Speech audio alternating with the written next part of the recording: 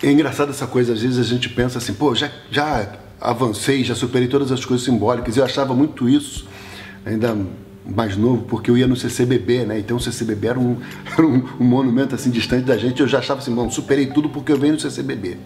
Só que eu nunca tinha prestado atenção que eu só tomava café naquele café debaixo do CCBB.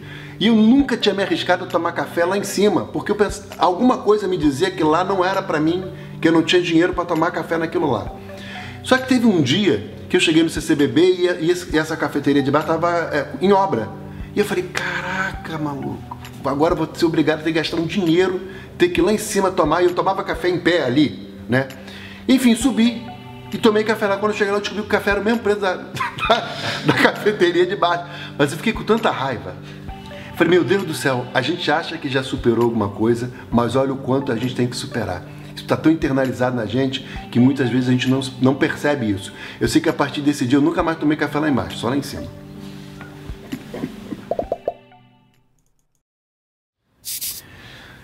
Meu nome é Alexandre Damascena, sou ator, sou professor de teatro, de literatura e dirijo 2 grupos de teatro. Um em Santa Cruz, na zona oeste do Rio, que chama-se Companhia do Invisível, e outra em Itaguaí, que chama-se Casa Verde, né? Itaguaí é um município que está localizado entre Costa Verde e Baixada. Esse grupo faz parte de um movimento da Rede Baixada, chama-se Rede Baixada e Cena, que são coletivos dos municípios, das cidades, né, da Baixada. E Santa Cruz, que é esse bairro onde eu moro, onde eu cresci e comecei a fazer teatro, geograficamente é o último bairro da cidade do Rio de Janeiro. Lá está localizada a zona industrial do Rio. E a zona industrial tem as maiores empresas, as empresas mais ricas da América Latina, é onde está a Casa da Moeda do Brasil. Mas, contrariamente a isso, Santa Cruz é considerado o bairro que tem o menor IDH da cidade, é o bairro onde mais tem jovens fora da escola e mais jovens desempregados. É também conhecido muito como bairro dormitório. Não sei se todo mundo sabe o que é bairro dormitório, é esse bairro onde você vai trabalhar no centro, zona sul, e só chega em casa muito tarde para dormir, no outro dia você acorda cedo, pega o trem lotado e vai trabalhar. E desde que eu comecei a fazer teatro, uma das nossas ideias era pensar como subverter isso, como subverter uma lógica de querer fazer teatro num bairro onde não tem teatro. Antes de eu começar a fazer teatro lá em Santa Cruz, você tem lá o ETAA, Elenco Teatral Amante da Arte, que era do seu falecido Moacir Teixeira, um dos grupos de teatro mais antigos do Rio de Janeiro, que existiu só lá em Santa Cruz por mais de 40 anos. E a Zona Oeste representa 40% da população da cidade do Rio de Janeiro. O que isso significa? Significa que todo prefeito eleito na cidade, ele é eleito pela Zona Oeste. Mesmo que um candidato faça uma grande campanha, por exemplo, no centro e na Zona Sul, se ele não ganha na Zona Oeste, ele não ganha a eleição. Então, historicamente, todos os prefeitos que foram eleitos no Rio de Janeiro, eles foram eleitos com os votos dos moradores da Zona Oeste. Então, isso é uma coisa muito importante para a gente pensar, seja da esquerda, seja da direita, seja de quem for, por que a Zona Oeste escolhe determinados candidatos? Por que alguns candidatos chegam nesses locais e outros não chegam?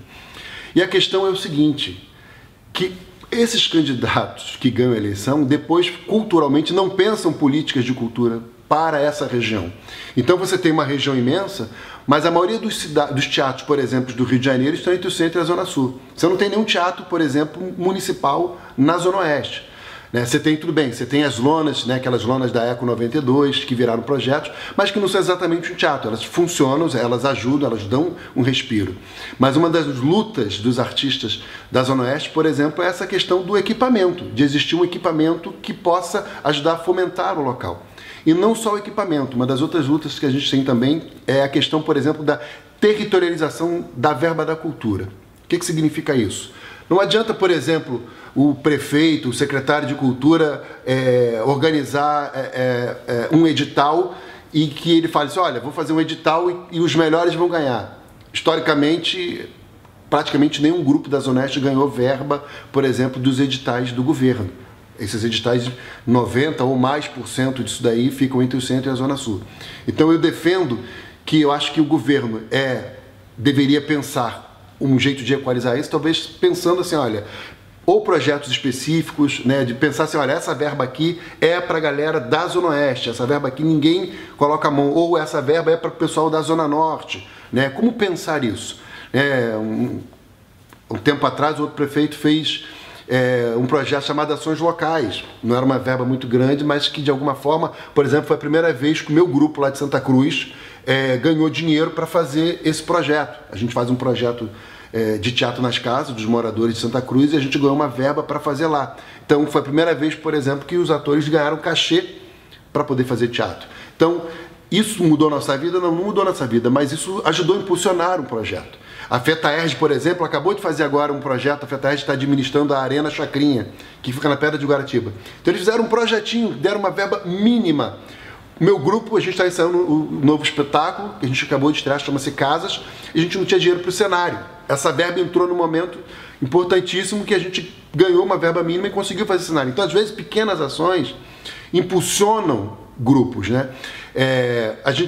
Pra gente é tudo longe. Eu, por exemplo, moro em Santa Cruz.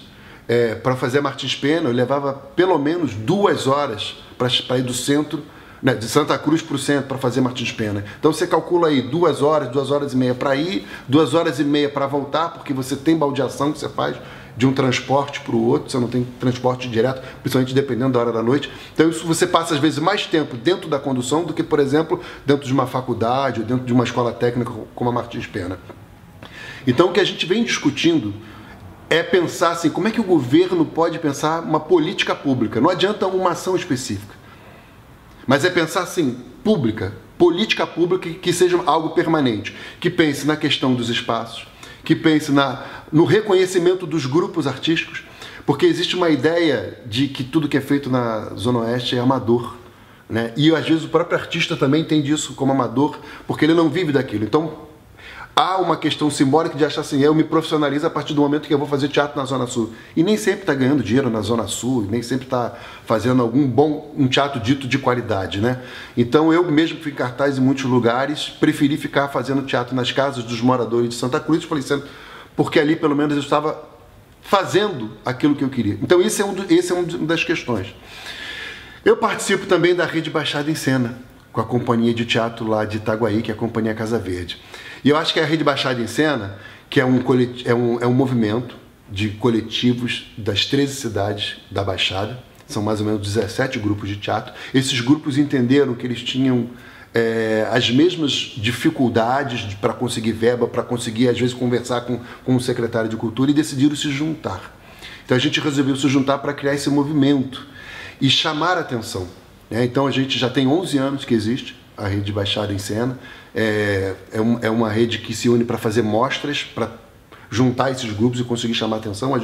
Nós fizemos mostras na Baixada, fizemos uma mostra na Biblioteca Parque, inclusive por causa dessa mostra a gente acabou ganhando o Prêmio Shell, e isso também deu uma impulsionada para a rede ficar mais conhecida. A gente entendeu que como movimento a gente tinha muito mais força. Eu lembro, mais ou menos, acho que nos anos 90, tinha um movimento chamado Mangue Beat, que era de uma galera que tinha o Chico Sainz, Nação Zumbi e tal, que acho que eles passavam por uma coisa muito parecida com a gente, né? Meu pai é nordestino, então tem aquela coisa assim, para você vencer você tem que ir para São Paulo ou para o Rio de Janeiro.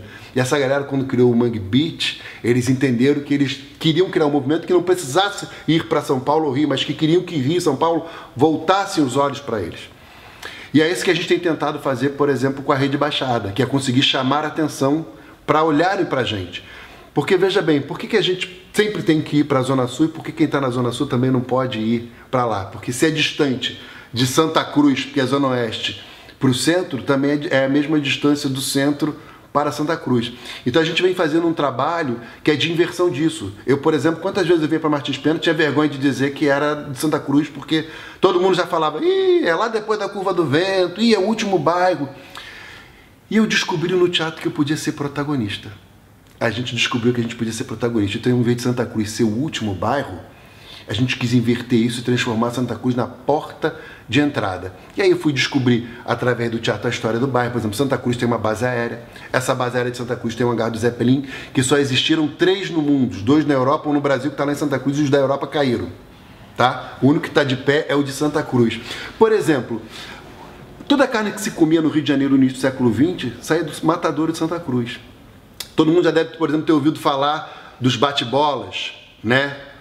Dos cloves, das bexigas. Então, por que os bate-bolas se chama cloves? por causa da base aérea de Santa Cruz, que vinham os marinheiros lá, os soldados ingleses se vestiam de palhaço e falavam Cláudio, a população local não conseguia falar Cláudio virou Clovis. E todas as bexigas eram feitas da bexiga do boi do matador de Santa Cruz. Então, para você ver como Santa Cruz é um bairro importantíssimo, a família real tinha casa de Santa Cruz. Santa Cruz era uma fazenda que, se eu não me engano, ia de Santa Cruz a Vassouras. Então, é um bairro muito importante, mas que foi perdendo esse grau de importância. E aí o morador, que grande parte da população de Santa Cruz, ela veio de outros lugares. Por exemplo, meus pais, a gente morava na Maré quando era criança. Então, quando começaram a surgir os conjuntos habitacionais da SEAB, por exemplo, lá como o Cesarão, então essa galera foi saindo da Maré, porque a galera vai jogando a gente foi parar lá em Santa Cruz. Então eu cheguei em Santa Cruz por volta de 7, 8 anos. Então você cresce num bairro em que você não conhece a história dele. Então, se você não conhece a sua história, não tem como você se identificar com isso. Então, o nosso trabalho em grupo de teatro, como grupo de teatro, nesses bairros, por exemplo, defender a questão do território. Então, a questão do território, ela envolve a questão da terra, né, que é física ali, de você conquistar aquilo, a questão do terror mesmo, e a questão de se reconhecer, de se defender como cultura, né? Quer dizer, eu costumo dizer que um teatro que nasce do território é um teatro que sabe quem você é. E eu acho que o teatro hoje que surge na Zona Oeste e que muitas das pessoas do centro e da Zona Sul ainda não conhecem, né? O teatro tanto da Zona Oeste quanto da Baixada é um teatro de resistência. É um teatro que aprendeu a se fazer não em locais consagrados como espaço físico de teatro, mas que a gente aprendeu a fazer na rua, aprendeu a fazer na praça, eu aprendi a fazer nas casas, inclusive, né, o teatro que a gente faz nas casas de Santa Cruz estimulou a criação, né, do festival de teatro, do home theater e outras movimentações. A gente não inventou, mas a gente quis fazer um teatro que se cabia no local onde a gente morava. Então, por exemplo, na época em que os teatros do Rio foram fechados, a gente não teve problema em Santa Cruz, porque não tinha teatro para fechar. Então a gente ficou fazendo na casa das pessoas. Enquanto o prefeito não fechar as casas das pessoas, nós estamos fazendo teatro lá. Então, assim, para a gente é importante pensar o seguinte: como que a gente pode fazer para se repensar isso? Para se repensar, né? A questão da periferia, por exemplo, que é uma questão que eu discuto muito. Às vezes eu vejo alguns documentários, eu vi um documentário há pouquíssimo tempo lá na UFRJ falando sobre periferia, e eu reparei que as favelas que eles falavam eram as mesmas de sempre, Vidigal, Rocinha, a mais longe era ali na Maré, né? E aí eu comecei a discutir com eles, eu falei assim, olha, existe uma periferia muito mais longe que essa daí, né? E aí o cara falou, mas estão todas iguais. Não, as periferias elas não são iguais. E quando você vai fazer principalmente um documentário sobre periferia, eu acho que a grande questão não é aquilo que você vai confirmar sobre o que você pensa. Você está a fim de descobrir o que tem lá? Você está a fim de ouvir a história verdadeira de quem está lá? Ou você está a fim de confirmar uma ideia daquilo que você já tem? Eu acho que fazer teatro na periferia é justamente isso. É lutar simbolicamente, porque muitas vezes o artista da periferia, ele compra também essa ideia. Ele acha que ele só vai se tornar um artista se ele estiver ou numa televisão, fazendo uma novela, ou se ele estiver em cartaz na Zona Sul, né? Num teatro da Zona Sul ou do centro, porque são lugares que simbolicamente, no nosso imaginário, são os lugares que tem os teatros, que tem os centros culturais, e isso também não deixa de ser uma verdade. Santa Cruz não tem livraria, Santa Cruz não tem cinema, Santa Cruz não tem teatro, né? Então, como é que você vai ler num lugar como esse? Eu, por exemplo, li na feira, né? A feira vendendo aqueles livros usados, gibis usados, que eu ia toda terça-feira com a minha mãe e que eu ficava grudada ali, não queria andar o resto da feira, e minha mãe tinha que me prometer que na volta da feira ela ia comprar um livro para mim, então eu já deixava tudo escolhido lá, né? E aí eu ia ajudar minha mãe com as bolsas de compras para ir voltar e no final pegar meu livro, porque ela sabia que se não me desse meu livro, na outra terça eu não estava lá. Então acho que é esse jeito da gente reinventar. Acho que, né, eu e o Faustini, por exemplo, na época que a gente ficou na Cidade das Crianças, a Cidade das Crianças é um espaço que funcionou, agora acho que está fechado lá em Santa Cruz, e que tinha um teatro que hoje em dia não está nem funcionando. A gente criou um projeto lá que chamava assim Reperiferia, que era justamente com a ideia de estar repensando isso, né? E o repensar não é só para quem está de fora que tem um olhar preconceituoso, muitas vezes a gente que está de dentro também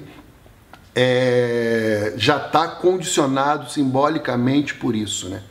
Então, o trabalho lá na Zona Oeste é de pensar sobre isso. O trabalho na Baixada, já existem muitos grupos que já estão pensando sobre isso. Inclusive, a gente já tem há 5 anos um curso de extensão. A gente procurou a Unirio, os professores da Unirio, e criamos um curso de extensão para atores da periferia. E tem 5 anos que esse grupo acontece. Então, hoje nós temos alunos que eram do curso de extensão que já estão na graduação, tem gente inclusive no doutorado, né? Tem gente fazendo mestrado, porque nunca tinha colocado o pé na Unirio e achava que aquilo era impossível de se chegar. E de repente, a partir desse curso de extensão, conseguiu chegar lá. Então, eu acho que o nosso grande desafio enquanto artista é quebrar esses símbolos e lutar por uma política que seja realmente uma política de equalização, uma política pública que não atenda a uma determinada região do Rio de Janeiro, mas que atenda toda a cidade.